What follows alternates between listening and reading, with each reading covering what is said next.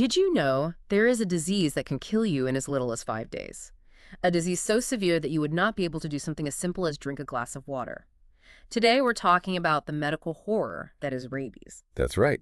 Today we're taking a deep dive into rabies, not just the terrifying outcome, but how this medical horror spreads, what it actually does to your body, and most importantly, the critical steps we can take to fight back against it. Right. Our mission in this deep dive is really to take what can feel like complex biology and break it down, extracting the vital insights you need to understand this terrifying disease. Okay, let's unpack this then. At its core, what exactly is rabies? It just feels like such a primal fear. It really is. Rabies is fundamentally a deadly illness that zeroes in on the central nervous system that's your brain and spinal cord. Right. And the single most important chilling fact about rabies is this. Once symptoms begin, it is almost universally fatal. Survival is, well, it's extraordinarily rare. A near 100% fatality rate once symptoms show. Yeah. Wow. That really underscores why prevention is so crucial. Absolutely. Yeah. It's everything. And it's what we call a zoonotic disease. Zoonotic. Yeah, basically it means it primarily spreads from animals to humans. And while, lots of different mammals can carry the virus, the vast majority, like up to 99% of human cases globally are linked to one specific source, dog bites. Dogs. Really? I think a lot of people might immediately think of bats or raccoons first. Yeah, that's common, but worldwide it's overwhelmingly dogs.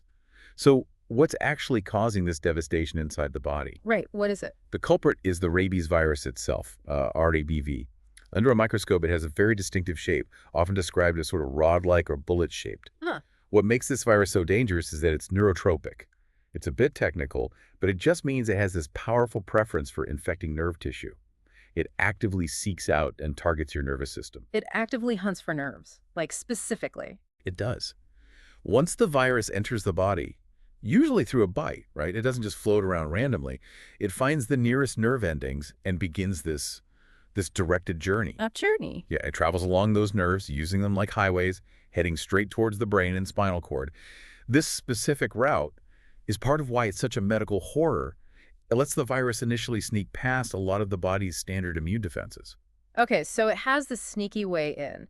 How does it typically make that first jump from a rabid animal into a person? What are the main ways? Well, the primary way needs the virus to get past the skin's barrier, or onto sensitive areas like mucous membranes, your eyes, nose, or mouth. And the most common way that happens is through bites, you said. Overwhelmingly, yes. Yeah. Bites are definitely the most frequent pathway. When an animal infected with rabies bites, its saliva, which can be loaded with virus, gets injected right into the tissue. Straight in. Exactly. Where it could quickly reach those nerve endings we talked about. And scratches, are they risky too? I mean, if it doesn't break the skin much. Yes, they absolutely can be risky. Animals lick their paws and claws all the time. If they're rabid, their saliva contaminates them. So a scratch that's deep enough to break the skin, that can introduce the virus pretty much like a bite does. Okay, so bites and deeper scratches are the main risks. What about other kinds of contact, like just touching them? Right, that's where we get into secondary contact. So if infectious stuff, usually saliva or maybe even nervous system tissue like brain matter from a rabid animal, were to splash into your eyes, nose, or mouth, those mucous membranes, Ah. that's a potential route. Or say you already have cuts or open wounds and contaminated saliva gets into them. But what about just, petting a rabid animal? Or if saliva gets on your regular unbroken skin? That's a really important point. And thankfully, that kind of contact is generally not considered high risk. The rabies virus can't get through healthy, intact skin. Oh, good. Okay. So simply touching or petting a rabid animal or getting saliva on skin that isn't broken, that's usually what's called category I exposure. Right. You just need to watch the area well, but you wouldn't typically need the full preventative treatment, the PP. Okay. And similarly, just casual contact with a person who has rabies or contact with their non-infectious body fluids like urine or blood, that also doesn't spread the virus. Phew. Are there any other ways it can spread, even if they're, like, super rare? There are, yeah, some extremely unusual routes. For instance, human-to-human spread has happened, Yeah. but almost exclusively through organ or tissue transplants, things like corneas from donors who sadly had undiagnosed rabies. Wow. Inhaling the virus, like aerosol transmission. Also possible, but exceedingly rare. Mostly seen in labs with high virus levels or maybe some very specific bat caves. Bat caves, right. And eating raw infected meat or unpasteurized milk. theoretically possible, but incredibly rare. Cooking or pasteurization kills the virus easily. You sometimes see in movies, the idea of a rabid person biting someone else or spreading it through other fluids. Is that actually a thing? Well, the virus can be found in human saliva and even other fluids like sperm. So, theoretically, routes like biting or saliva getting into mucous membranes or maybe sexual contact could transmit it. Right. But, and this is really crucial, there has never been a single documented case in all of medical history of rabies spreading from one human to another through those ways. Never. So while the virus might be present, it just doesn't seem to work as a way for humans to spread it to each other in reality. Okay, that's somewhat reassuring. All right, so the virus has gotten into the body, maybe through a bite. What happens then? It's not like you get sick immediately, right? No, exactly. And this is part of why rabies is such a hidden threat at first. We enter what's called the incubation period. Incubation period. Yeah, this is the silent phase. Yeah. After you're exposed, but before any symptoms show up. The virus is in your body, maybe doing a little bit of replication near where it got in, but mostly it's just making that slow, steady journey along your nerves towards your brain. So the incubation period is the time from that initial exposure until the very first hint of illness. And you're just walking around completely unaware. Totally unaware. You look healthy, you feel fine during this whole time. For humans, this period typically lasts most commonly around 2 to 3 months. A big chunk of cases fall into that 31 to 90-day window. 2 to 3 months. But I thought you said it could kill in days. Does it? Can it be shorter? Or longer? Yes. This is one of the really unsettling things about rabies, how unpredictable that timing can be. It can be terrifyingly short, sometimes as little as 1 week. There are even rare cases documented as brief as 4 to 9 days. 4 days? Yeah. But it can also be incredibly long, sometimes stretching over a year. There are documented cases longer than 6 years. 6 years? How is that possible? It's hard to fathom, isn't it? With those super long times, it does get tricky to completely rule out some other unnoticed exposure happening later on. But yes, incubation periods over a year, while rare, maybe 1% or less, definitely happen. Wow. A virus just lurking for years. What makes it go faster or slower? What affects that timing? Several things play a big role. One of the main ones is where the virus got in, basically how close the bite or scratch was to your brain and spinal cord. Ah, the travel distance. Exactly. A bite on your head, face, or neck. Much shorter nerve pathway, so the incubation is usually fastest there, maybe a median time of around 30 days. Okay. Bites on your torso take a bit longer, Yeah. upper arms or legs, longer still. And bites on the lower legs generally have the longest incubation because, well, the virus just has the furthest distance to travel along those nerves, maybe a median of 60 days or more down there. So it's mostly about the virus's commute time, essentially. Pretty much. Other factors can matter too, like the amount of virus you were exposed to. A bigger dose might mean faster progression, how bad the wound was. Deeper or multiple wounds could give the virus more direct access to nerves. Right. Even the specific strain, the type of rabies virus, might travel at slightly different speeds. And then there are things about the person, the host. Being younger might mean slightly shorter times. Your immune system status could play a minor role during this travel phase. But the really big one is previous vaccination. Ah, if you were already vaccinated before exposure. Yes, that changes everything. It usually prevents the disease completely, or if illness does occur, it's often very atypical and super rare. Okay. So the silent journey eventually ends, and then the first signs of trouble finally appear. Yes, that marks the start of the prodromal phase. This is the first stage of active disease, but the symptoms are, well, they're frustratingly vague and nonspecific. This is when the virus has finally reached the brain and spinal cord and starts causing inflammation, but it hasn't fully unleashed its main attack yet. What does that feel like then, if it's vague? Often it feels a lot like a common illness, Yeah. particularly the flu. You might get a fever, headache, just feel generally unwell or sick, malaise, maybe some nausea, vomiting, body ache, sore throat. Symptoms that are so easy to dismiss. Oh, I'm just coming down with something. Exactly.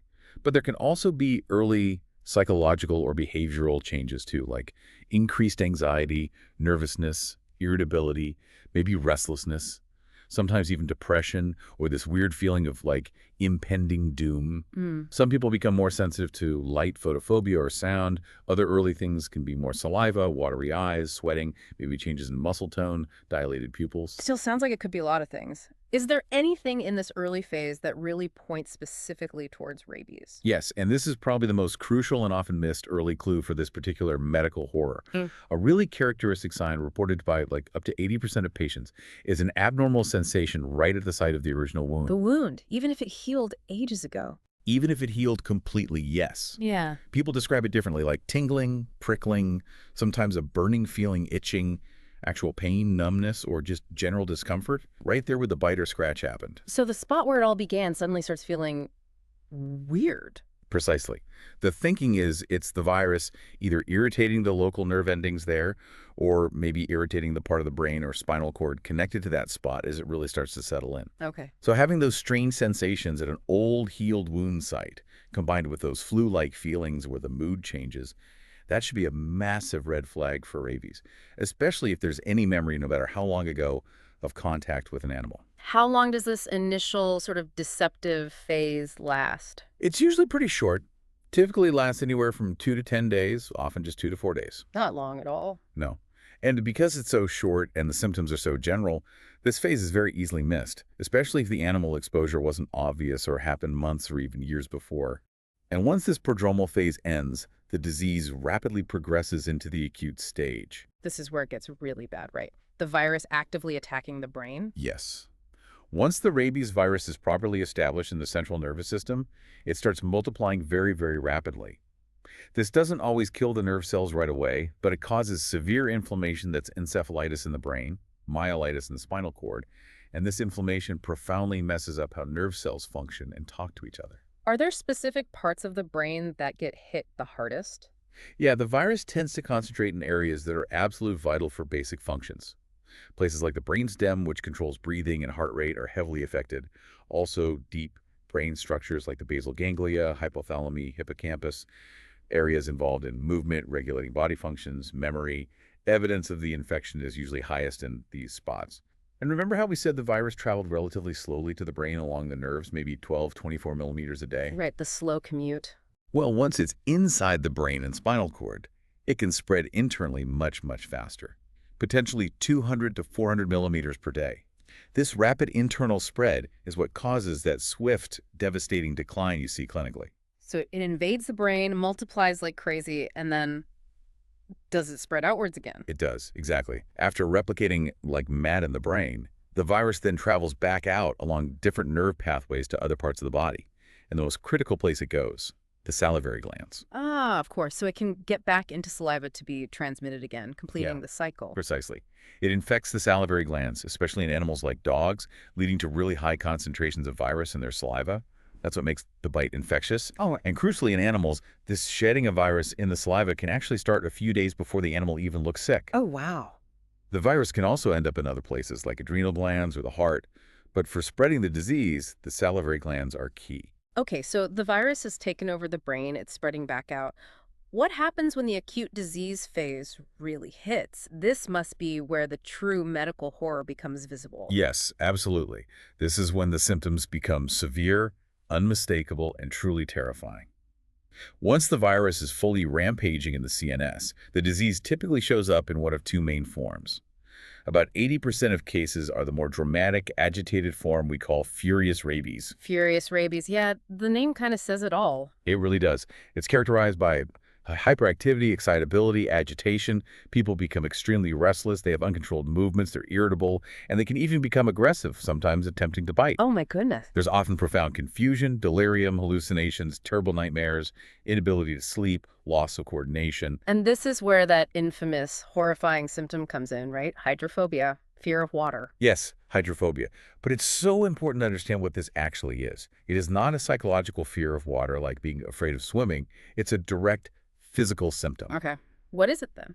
It's caused by excruciatingly painful spasms in the muscles of the throat and the voice box, the larynx. When the person tries to swallow liquids, or sometimes even just sees water, hears water, or even thinks about water, these muscles contract violently and painfully. Painful spasms triggered by just the thought of water. That sounds uniquely cruel, like a torture. It is absolutely horrific. These spasms make swallowing impossible, and they also interfere badly with breathing. You have this person who is likely desperately thirsty, but they are physically prevented by these agonizing spasms from drinking even a single drop. It's one of the most terrible manifestations of any disease. Unimaginable. And there's also often aerophobia, similar painful spasms, triggered by drafts of air blowing on the skin. What else is typical of this furious form? You might see muscle twitching, a stiff neck. Seizures are possible, heightened sensitivity to light. These symptoms can kind of fluctuate periods of intense agitation followed by brief moments where they seem calmer. But this phase is usually very rapid. It typically lasts just a few days, maybe 1 to 7 days total. And the outcome? Almost inevitably fatal. Death usually happens within days of these severe symptoms starting. Most often it's because the virus damages the brainstem so badly that it loses control of the heart and lungs, leading to cardiorespiratory arrest. Some evidence suggests that this form involves a quicker, more severe invasion of certain brain areas early on.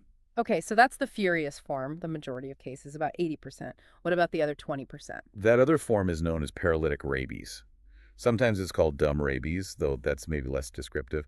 This form is less common and, honestly, from a diagnostic view, often much harder to recognize because it lacks those really classic dramatic signs like the agitation and the hydrophobia. So what is the main feature of this paralytic form? The defining symptom is progressive muscle weakness and paralysis.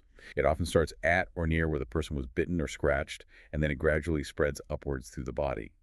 The paralysis is usually flaccid, meaning the muscles are limp, weak, and reflexes are lost. So no agitation, no hydrophobia like in the other form? Generally, no, or at least not nearly as severe.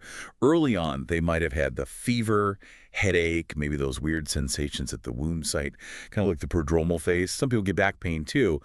But the key difference is the absence of that extreme agitation and the water-air triggered spasms.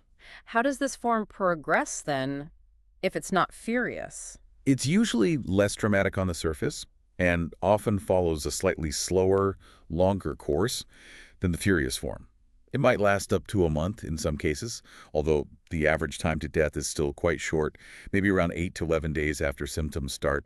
The paralysis just gradually gets worse and worse until it affects the muscles needed for breathing. Leading to respiratory failure. Exactly. This must be incredibly difficult to diagnose then, without the classic signs everyone associates with rabies. It absolutely is. Paralytic rabies is frequently misdiagnosed because it can look a lot like other conditions that cause sudden paralysis, especially Guillain-Barré syndrome, GBS. If there isn't a clear history of an animal bite, or maybe the person had some rabies shots before but didn't complete the course, it can be very, very hard to tell them apart initially. This definitely contributes to cases being missed or diagnosed very late.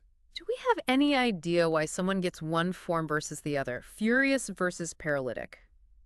It's not fully understood, honestly. Yeah. It might be influenced by things like the specific strain or type of rabies virus they were infected with, maybe where the bite was, how their individual immune system responded, or potentially if they had received some but not complete vaccination beforehand. There's some research suggesting that maybe in paralytic rabies, the virus spreads a bit slower within the brain compared to the furious form, but there might be more intense early inflammation. Also, significant damage to the nerves outside the brain and spinal cord, the peripheral nerves, seems to play a big role in causing the weakness and paralysis. It's still a complex puzzle, how this medical horror manifests in these two different ways. Let's just quickly circle back to hydrophobia again. You described it so vividly that excruciating physical pain, not a mental fear. That one symptom really seems to capture the unique medical horror of furious rabies. It really does.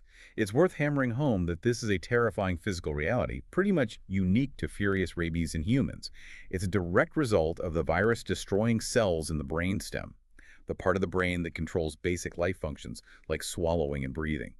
The very act, or even thought of swallowing, triggers those violent, agonizing muffle contractions in the throat and airway. So the person is desperately thirsty, suffering terribly, but is physically unable to drink because their own body violently rejects the attempt. Exactly. It's a truly cruel and tragic irony.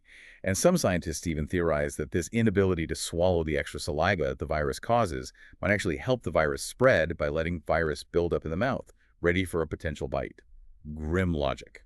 As the disease progresses, in either form, what's the final stage? It sounds like it heads towards coma. Yes, unfortunately, in both the furious and the paralytic forms, individuals eventually decline into a coma, that deep state of unconsciousness where they don't respond to anything. In the furious form, the agitation usually fades into weakness before the coma sets in. In the paralytic form, the paralysis just keeps ascending until it leads to unresponsiveness and then coma. And then inevitably death. Yes. The ultimate cause of death is always the severe, irreversible damage the virus has done to the brain and spinal cord.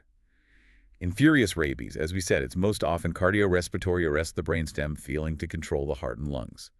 In paralytic rabies, it's typically respiratory failure because the muscles needed to breathe become paralyzed. Reaffirming that absolutely terrifying fatality rate. Once those clinical symptoms appear, the disease is, tragically, virtually 100% fatal. There is no effective treatment, no cure once the illness is established. Death usually follows pretty quickly after symptoms start, often within days, maybe up to a couple of weeks. Furious form is generally faster, averaging maybe less than a week from onset to death. Paralytic might average around 11 days, but the end result is the same. Many die within just 2 or 3 days of falling into the coma. Has anyone ever survived symptomatic rabies? Is it even possible? Survival is incredibly, heartbreakingly rare.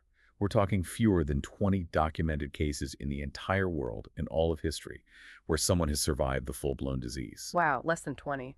Yeah. There have been attempts at experimental treatments. You might have heard of the Milwaukee Protocol, but honestly, they've had extremely limited success. They're very controversial, and they haven't really panned out as a reliable approach. And even in those exceptionally rare cases of survival, the individuals almost always suffer severe, permanent neurological damage. So, if there's essentially zero chance of a cure once symptoms show up, it makes prevention absolutely everything, doesn't it? That's the only hope. It is the only way to beat this medical horror. It's everything. Since treatment after symptoms start is basically impossible, the entire focus has to be on preventing the disease from ever developing after someone might have been exposed before any symptoms appear. And that's where post-exposure prophylaxis, PAP, comes in. It is literally a race against time that has to start immediately. Okay, post-exposure prophylaxis. Walk us through that. What are the absolute essential steps someone needs to take right away after a potential exposure, a bite, a scratch? The very first, absolutely crucial step, and something you can and should do yourself immediately, is thorough wound washing. Washing the wound? Yes. For any bite, scratch, or any place where potentially infected saliva or tissue touch broken skin or mucous membranes, you need to wash it aggressively with soap and tons of water for at least 15 minutes. 15 minutes. That long? At least. Don't skimp. Using a virucidal agent, like povidone iodine if you have it, is even better. This simple physical cleaning can actually remove or inactivate a significant amount of virus right there at the entry site. Proper wound care beyond washing, like using antibiotics if needed, and being careful about closing the wound with stitches, maybe delaying it, is also part of it. Okay, so wash, wash, wash immediately. What's the next critical part of PEP? The rabies vaccine. This is absolutely vital. It works by stimulating your own immune system to build its defenses, specifically antibodies against the rabies virus. Okay. If you haven't been vaccinated against rabies before, the standard PE schedule involves 4 doses of the vaccine given as shots into the muscle. They're given over 14 days. One on day 0, that's the day you start PEP, then another on day 3, day 7, and the last one on day 14. 4 shots over 2 weeks. Right. If someone has a weakened immune system, they usually add a 5th dose on day 28. And it's important the shot goes in the right place, usually the upper arm muscle, the deltoid, or maybe the thigh, never in the buttock, because the immune response might not be as good there. Your body typically starts making its own protective antibodies about 7 to 10 days after that first shot. Okay, but you said it takes 7 to 10 days for your body to start making its own protection from the vaccine. What stops the virus in that first week or so? That seems like a critical window. Excellent point. That's exactly where the other key part of PEAK comes in. Rabies immunoglobulin, or RIG.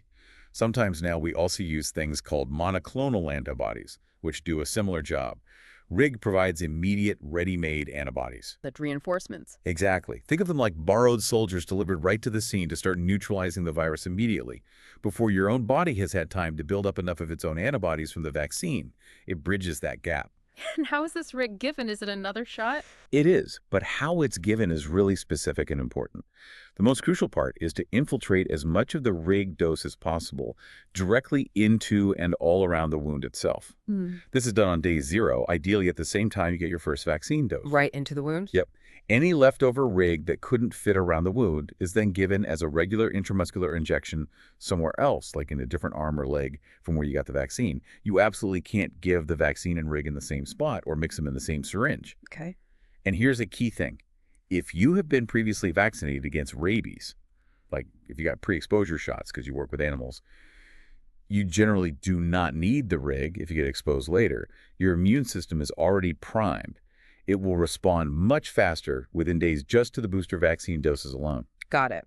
So the vaccine builds your long-term defense. RAID gives immediate help right at the wound site if you weren't already vaccinated. How do doctors decide exactly what someone needs? Is it always the full package? No, they use categories of contact based on the level of risk involved. These are often based on guidelines from places like the World Health Organization, the WHO. There's category 1, which is minimal risk, things like just touching an animal, feeding it, or maybe it licks on skin that's completely intact, not broken. For category 1, you just watch the area thoroughly. No vaccine or rig is usually needed. Okay. Then there's category 2. This involves a bit more risk, like maybe an animal nibbling on your bare skin or minor scratches that don't cause bleeding. For category 2, you definitely need the wound treatment, and you start the rabies vaccine series. But you usually don't need the rig, unless the animal is highly suspected of being rabid, or if the person getting PEP has a weakened immune system. In category 3 must be the highest risk then. Exactly. Category 3 is for any bite or scratch that actually breaks the skin, even a little, or if saliva or, say, brain tissue from a potentially rabid animal gets onto your mucous membranes, eyes, nose, mouth, or onto any broken skin you already have. And importantly, any contact with a bat, even if you don't see a bite mark, is usually considered category 3 because bat bites can be tiny and missed. Ah, okay, bats are automatic high risk. Pretty much, just to be safe. So, for any category 3 exposure, you absolutely need immediate thorough wound treatment. You need to start the full rabies vaccine series, and you need to receive the rabies immunoglobulin or monoclonal antibodies infiltrated around the wound. The bottom line is you need to seek medical attention right away after any category 2 or 3 exposure, and if PP is recommended, you must complete the entire schedule precisely. This intense focus on immediate prevention makes total sense given how deadly the disease is once symptoms start. But what about actually diagnosing it? Can doctors tell for sure if someone has rabies before they get sick during that incubation period? Yeah, that's another huge challenge with rabies. Diagnosing the infection before symptoms appear, what we call ante-mortem diagnosis during incubation, is currently very, very difficult, bordering on impossible with current tech. Why is it so hard? Well, clinically, as we discussed, the early symptoms are just too nonspecific. They look like the flu or any number of common things. Diagnosis gets much easier, clinically speaking, once those classic awful signs like hydrophobia show up, but of course by then. It's far too late. Exactly. And the paralytic form is even trickier because it looks so much like other neurological problems like GBS. Plus, you don't always have a clear history of a bite, especially with bats or if the incubation was super long. And even the lab tests, they can't detect it during that silent incubation period either. No, unfortunately. There isn't a reliable test right now that can find the rabies virus while it's just quietly traveling along the nerves before symptoms begin. Once symptoms do appear, yes, there are various lab tests we can use to confirm rabies. We can test samples like saliva or the fluid around the brain and spinal cord, CSF, or skin biopsies, looking for the virus's genetic material, its RNA, using techniques like PCR. The gold standard test is called the fluorescent antibody test, or FAT, but that requires brain tissue, so it's mainly used for confirming rabies after death. So tests on living patients have limits. They do. Trying the FA test on skin samples from a living person isn't always sensitive. And with the PCR tests on saliva or CSF, the virus might not always be present or detectable. Especially early on, shedding can be intermittent. So a negative test doesn't definitively rule out rabies if the clinical picture fits. Antibody tests can be done too. But in someone who wasn't vaccinated, antibodies usually only show up in the blood 7 to 10 days after symptoms start, so they aren't great for early diagnosis of the active disease itself. Finding antibodies in the CSF is diagnostic, but that also happens late. It sounds like a terrible timing problem. You're racing against the clock, but the test might not even work reliably until the race is already lost. That's exactly the dilemma. By the time laboratory tests can reliably confirm rabies in a person showing symptoms, the disease has almost certainly progressed to an irreversible fatal stage. The whole diagnostic process can be complex, maybe needing multiple samples over several days. And this reality just hammers home, again, why post-exposure prophylaxis, the PP, is based entirely on assessing the risk right after an exposure happens.